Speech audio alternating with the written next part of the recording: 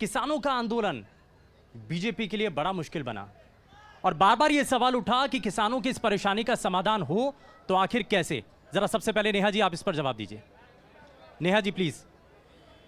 देखिए शुभेंदु जी, जहाँ तक भी किसानों के आंदोलन की बात है, हम हमेशा से ये बात देखते आए हैं कि आज हरियाणा में अगर समरसता खराब करने की बात आई है तो हमेशा से विपक्ष ने उसमें एक रोल अदा किया है। जो भी नकारात्मक तत्व हैं या मैं कहूं कि जो हरियाणा की समरसता को खराब करने की बात करते हैं, किसान सड़कों पर है तो नकारात्मक लोग हैं, उसमें से कुछ नकारात्मक लोग हैं जिन्होंने इस आंदोलन को गलत दिशा दी, गलत जो है नैरेटिव फैलाया।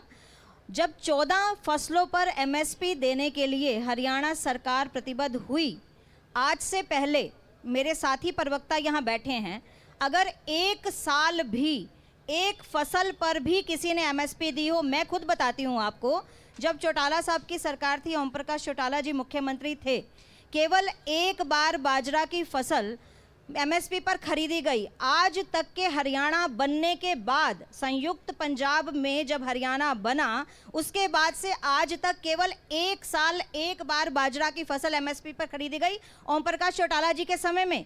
उसके बाद से लेकर अब हरियाणा में जब भारतीय जनता पार्टी की सरकार आई, माननीय मनोहर लाल जी पूर्व मुख्यमंत्री जो मुख्यमंत्री थे, 14 फसलों पर एमएसपी देने की बात आई, तब कहां थी ये विपक्ष और कहां थे ये सब लोग? किसान सड़कों पर क्यों है फिर? किसानों को बरगलाया गया विपक्ष के द्वारा। आम आदमी पार्टी के कार्यकर्ता, कांग्रेस के कार्यकर्ता, और कौन थे? आईएनएलडी के कार्यकर्ता थे, जेजेपी के कार्यकर्ता थे, और कौन थे?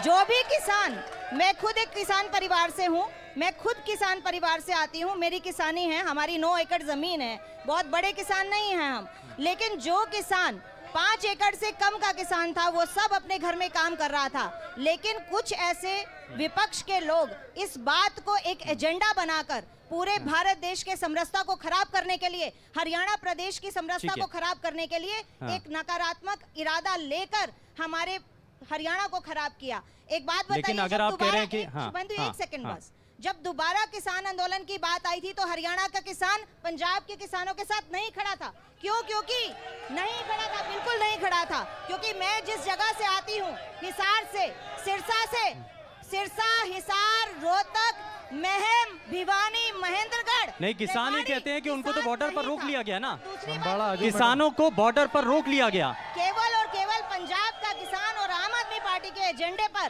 किसानों को बरगलाकर पूरे बॉर्डर को सील कराया गया।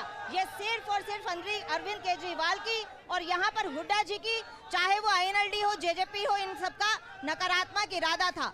बीजेपी ने हमेशा किसानों को किसान सम्मान निधि दिया, हमने उनको 6,000 रुपए उनको सम्मान निधि के रूप में दिया। भावांतर भरपाई योजना हम लेकर आए। सवाल ये है, देखिए जनता की तरफ से भी सवाल ये आया, अगर आप किसानों के लिए इतना कर रहे हैं, किसान फिर भी तो डटे हुए ना, वो अभी भी कह रहे हैं कि हमारी मांगें पूरी नहीं हो रही हैं। जो किसान अपने काम कर रहा है, जो किसान सब्जी मंडी में अपनी फसल लेकर जा रहा है, आप उन किसानों को क्यों नहीं देखते? उन किसानों के लिए आप अपनी बाइट क्यों नहीं बनाते? नहीं तो जो आंदोलन कर रहे हैं वो किसान नहीं है, में किसानी कर रहा है, जो किसान आंदोलन कर रहे हैं वो किसान नहीं है, जाता है, जो बुआई के समय में अपनी बुआई करने जाता है, आप उन किसान की रिपोर्ट। मैं जरा इसमें चित्रा जी को जोड़ लेता हूँ। चित्रा जी, किसानों को लेकर के आंदोलन चल रहा है, किसान अभी भी कह रहे हैं कि हमारी मांगों को नहीं माना गया, कांग्रेस पार्टी का स्टैंड क्या है इस पर?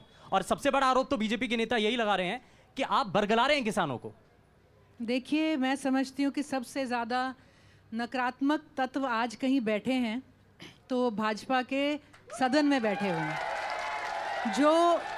जो काले कानून कोरोना के टाइम पर इमरजेंसी का हवाला देकर 3 कानून लाए गए, बिना चर्चा के उन्हें पारित करा गया। फिर उसके बाद नीचे वाले जो उनका हमारा लोकसभा थी, वहाँ पर बहुमत के चलते उसे पारित कर दिया गया। उन एलाइज द्वारा भी पारित करा गया जो बाद में इसी कानून को कोसते हुए दूसरे प्रदेशों में अलग हुए। और जब राज्यसभा में बात आई, इन कानूनों के ऊपर चर्चा हुई, जब डेरेक ओब्रायन ने फाड़ के फेंका उसके पन्ने और कहा कि इस पर डिबेट होनी चाहिए, तो भाजपा ने वहाँ पर वोट भी नहीं करवाई। जैसे एक क्लास होती है जहां पर एक शोर के माध्यम से वोट ले लिया जाता है, राज्यसभा पर एक ध्वनि मत के ऊपर ये काले कानून पारित करे गए, तो ये लाजमी था कि उसकी गूंज सड़कों पर आएगी। 800 से ज़्यादा किसान शहीद हो चुके हैं और अभी आंदोलन चल रहा है, एक बेटे ने गोली खाई है देश के बॉर्डर के अंदर। तो मैं समझती हूँ बड़े दुख की बात है, अन्नदाता को इस तरह से दला गया है। और रही बात पहले क्या थी, किसानी क्या तो थी, क्या क्या खेतों अकेली में- बीजेपी की सरकार जिम्मेदार है? इससे पहले जिस सरकार के पास 100% मौका था उन्होंने क्या किया पूरा? एक कहावत हुआ करती थी हुड्डा जी के टाइम पे कि हुड्डा तेरे राज में जीरी गई। तो उस वक्त किसान को खेती का, अपनी उपज का जो दाम मिला, आज जिन फॉर्च्यूनर्स को दिखाकर ये भाजपा किसानों को कोसती है, वो फॉर्च्यूनर्स हुड्डा जी ने उनके नीचे लगाई थी उस टाइम, क्योंकि खेती को प्रॉफिटेबल करा गया था। आज मुझे आप एक छोटा सा दुकानदार दिखा दो जो अपनी मेहनत के ऊपर कम से कम 25-30% का प्रॉफिट जोड़ के नहीं बेचना चाहता, लेकिन किसान अपने 1-1 रुपए में फसल मिट्टी कर दे। किस बात के लिए?